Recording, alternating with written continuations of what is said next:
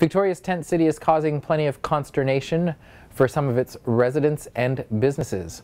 Province columnist Michael Smyth has more. The tent city near the BC legislature in Victoria is certainly not the first homeless camp we've seen spring up in BC. No doubt it will not be the last, but I would say this one, in terms of the mayhem this tent city is causing in that neighborhood, the danger it represents to the people in and around it, and the sheer incompetence of the government and the courts to deal with it, it certainly tops the other ones we've seen recently. The tent city is on the lawn of the provincial courthouse, a few blocks from the BC legislature. It has been there since last fall.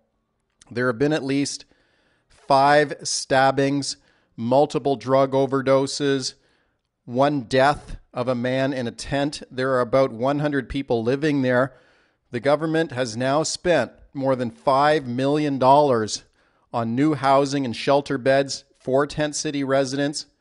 But as soon as someone moves out, someone new moves in to the tent city, and it is bursting at the seams. Despite all of that, the chief judge of the BC Supreme Court, Christopher Hinkson, refused to issue an injunction to remove the tent city campers earlier this month, saying he was not convinced there were adequate beds and homeless shelters in the city of Victoria.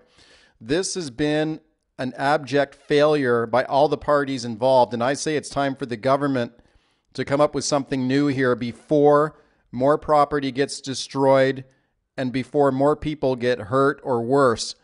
Right now, the plan is to let this go all summer long before returning to court in September. That's a bad plan. The government needs a new plan.